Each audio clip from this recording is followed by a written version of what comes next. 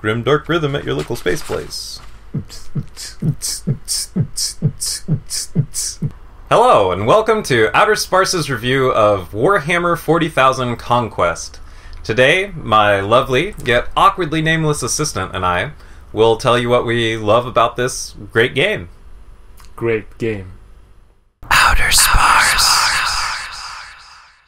So first and foremost, I should explain for the uninitiated that Conquest is one of Fantasy Flight's living card games, or LCGs. This means that players will have to assemble custom decks before sitting down to a game, much like Magic the Gathering. But unlike Magic and other trading card games, a living card game is not sold in randomized packs. When you buy an LCG product, you know exactly what you're getting in the box. There's no rare chasing, no secondary singles market, just good fun.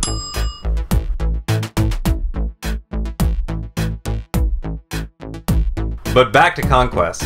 When building your 50-card deck, you first have to choose a warlord to lead your army.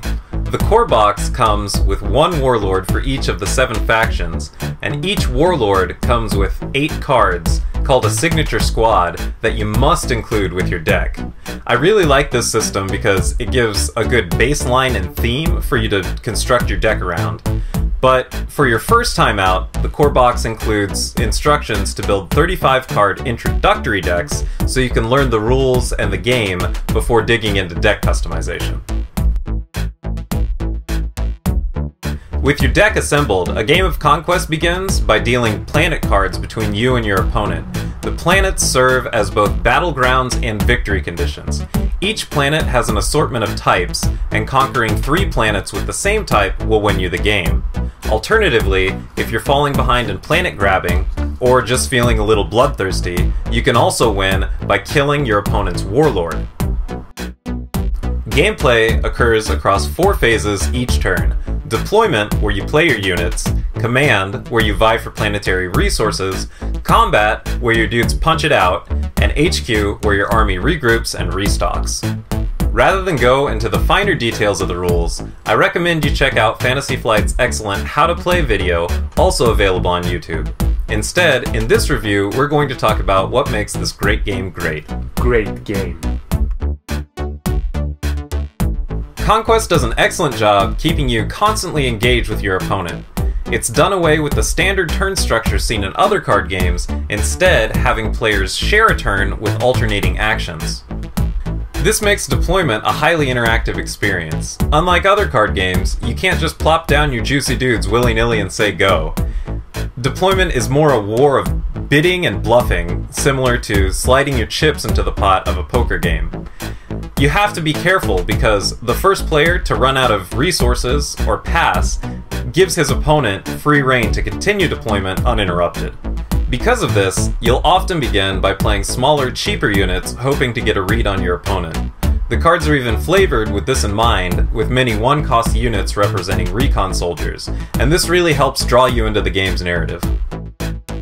The command phase keeps this engagement going. With the stage now set, you send your warlord into battle by secretly choosing a number on your servo skull. Properly positioning your warlord can mean bonus resources and will determine where extra rounds of combat occur. Again, you need to read your opponent because you'll be revealing these numbers simultaneously. It's a very tense and fun decision. Planet number 2. You got me. OuterSparse. Combat is naturally interactive as well, as your armies are shooting at each other. Unlike in other card games where you can forego the combat phase, in Conquest, you always battle at the first planet each turn, and also wherever a warlord is present.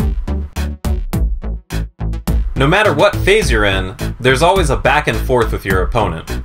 You'll never feel like you're playing a game of solitaire, or even worse, watching your opponent play solitaire. Gaining resources isn't determined by the luck of the draw, or done peacefully on your own time.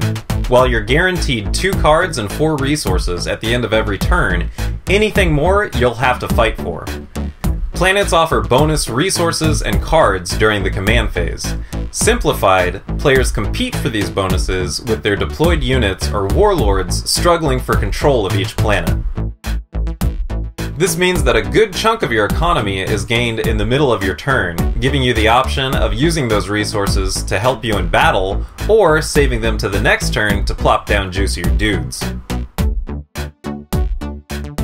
All this taken together gives Conquest an interesting rhythm.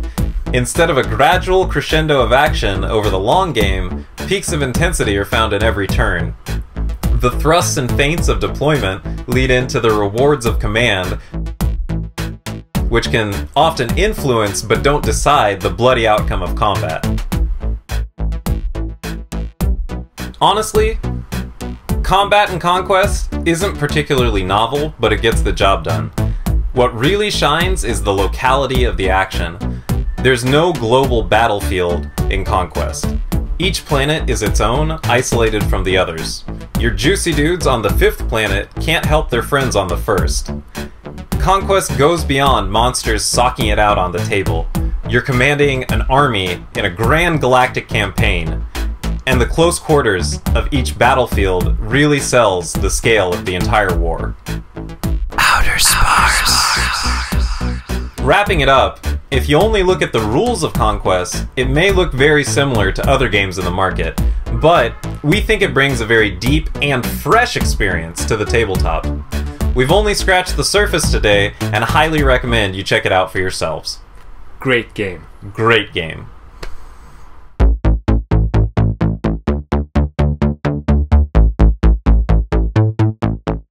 OuterSparse. OuterSparse.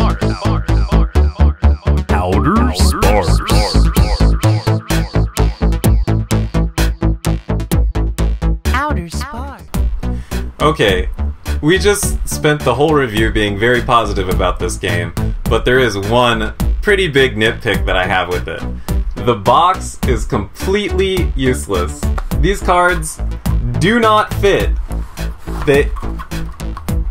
How are you going to use this? With Netrunner and every other LCG up to this point, the cards fit in the box. They don't with Conquest. I don't know what you're supposed to do here.